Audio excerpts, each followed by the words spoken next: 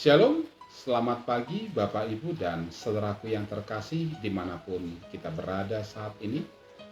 Kita kembali bertemu dalam Lentera Anugerah yang menyapa kita dalam sukacita kita dengan firman Tuhan. Dan firman Tuhan inilah yang akan menghantar kita sebelum kita melakukan aktivitas pekerjaan kita di hari ini. Mari saudara yang terkasih, kita tundukkan hati kita di hadapan Tuhan. Kita bersatu di dalam doa. Kita berdoa. Terpujilah dan termulialah nama-Mu ya Tuhan, yang memberikan kami napas hidup di pagi hari ini.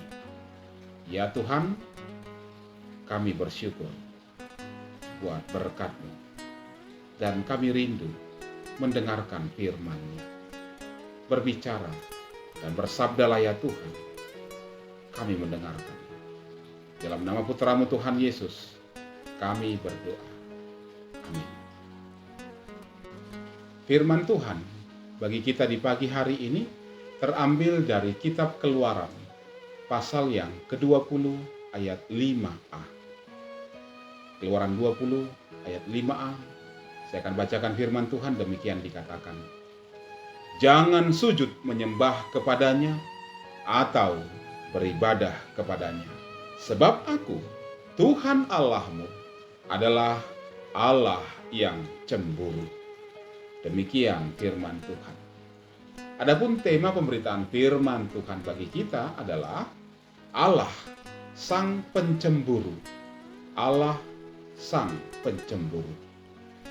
Bapak, Ibu, dan saudara-saudaraku yang terkasih, pada tahun 2014, seorang peneliti dari Universitas California memakai boneka anjing untuk menunjukkan bahwa binatang pun ternyata juga bisa merasa cemburu. Sang peneliti sekaligus dosen di universitas tersebut, yaitu bernama Kristen Harris, meminta beberapa orang pemilik anjing untuk menunjukkan perhatian pada sebuah boneka anjing di depan anjing peliharaan mereka. Nah, apa yang terjadi? Ternyata ia mendapati bahwa 75% anjing-anjing peliharaan tersebut jelas terlihat merasa cemburu.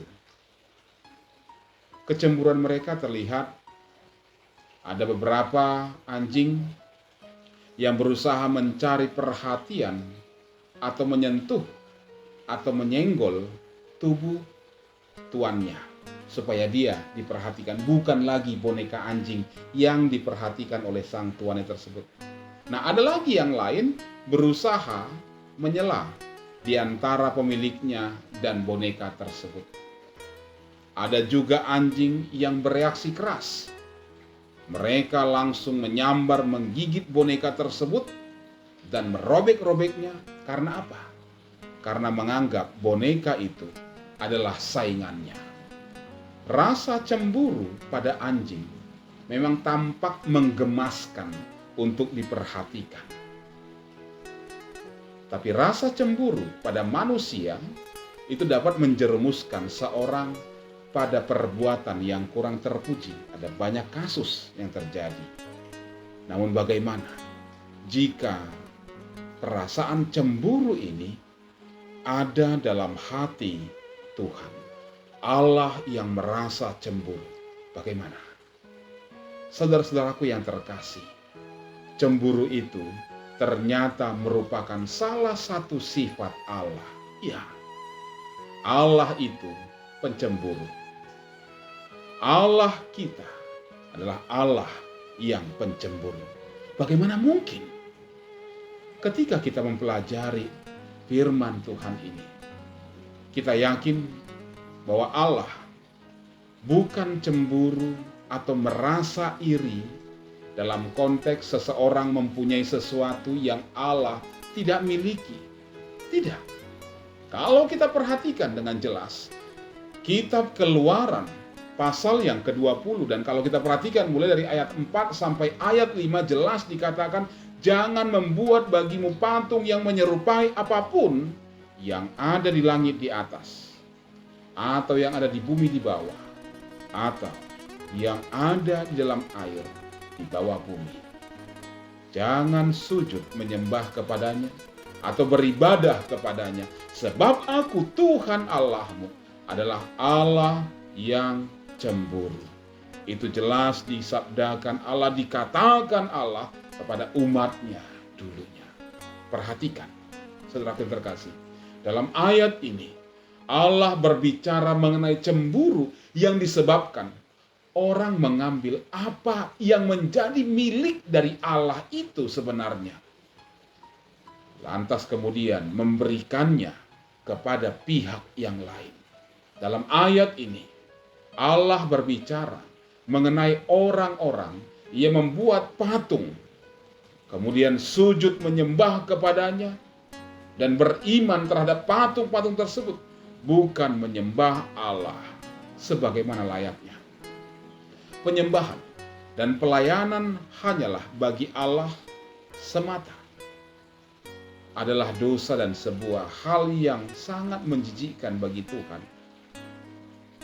Sebagaimana yang dinyatakan Allah dalam perintahnya ini, ketika orang-orang beribadah terhadap patung-patung itu, bukan beribadah kepada Dia. Adalah dosa ketika kita mengingini, iri atau cemburu pada seseorang karena dia memiliki sesuatu yang tidak kita miliki. Tetapi ketika Allah mengatakan Dia adalah Allah yang cemburu, kata cemburu ini digunakan dalam konteks yang berbeda. Apa yang Allah cemburui adalah apa yang memang merupakan milik kepunyaannya sendiri. Ibadah dan pelayanan adalah miliknya semata-mata dan hanya boleh diberikan kepada Dia. Saudara-saudaraku yang terkasih, ibadah, pujian, hormat, dan penyembahan itu adalah milik Allah semata-mata, karena hanya Dialah yang layak untuk itu. Adalah hak Allah untuk cemburu ketika ibadah kita, ketika pujian, ketika hormat atau penyembahan itu kita berikan kepada berhala, kita tujukan kepada diri kita tujukan kepada dunia ini. Tuhan memandang itu semua sebagai sesuatu yang salah. Oleh karena itu, saudaraku yang terkasih, mari kita renungkan di pagi hari yang indah ini, ketika kita akan melakukan aktivitas pekerjaan kita. Apakah seluruh aktivitas kita nantinya, apakah seluruh pekerjaan yang akan kita lakukan di hari ini adalah untuk kemuliaan nama Tuhan atau tidak? Apakah sebagai ibadah dan hormat kepada Tuhan atau bukan? Mari kita renungkan bersama. Namun ingatlah, Allah kita adalah Allah yang pencemburu. Amin. Mari kita berdoa. Kami mengaku ya Tuhan, acap kali apa yang kami lakukan dalam ibadah adalah untuk diri kami, memuliakan diri kami, bukan untuk kemuliaan nama Tuhan.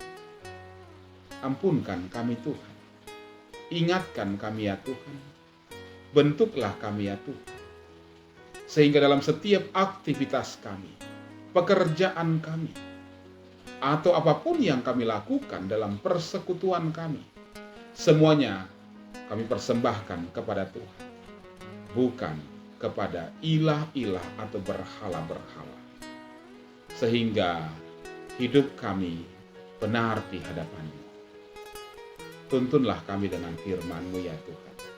Terima kasih Bapa.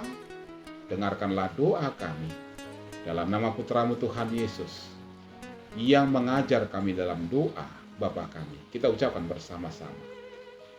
Bapa kami yang di sorga, dikuduskanlah namamu, datanglah kerajaanmu, jadilah kehendak-Mu di bumi seperti di sorga. Berikanlah kami pada hari ini makanan kami yang secukupnya, dan ampunilah kami akan kesalahan kami, seperti kami juga mengampuni orang yang bersalah kepada kami. Dan janganlah membawa kami ke dalam pencobaan, tetapi lepaskanlah kami daripada yang jahat. Karena Engkau yang punya kerajaan, dan kuasa, dan kemuliaan sampai selama-lamanya. Amin. Terimalah berkat dari Tuhan, kasih karunia dari Tuhan Yesus Kristus, kasih sayang dari Allah Bapa, dan penyertaan dalam persekutuan dengan Roh Kudus, menyertai saudara-saudara sekalian, hari ini, esok, dan sampai selama-lamanya. Amin. Shalom, selamat beraktivitas, ingat selalu 3M, memakai masker, mencuci tangan, dan menjaga jarak. Salam sehat buat kita semua.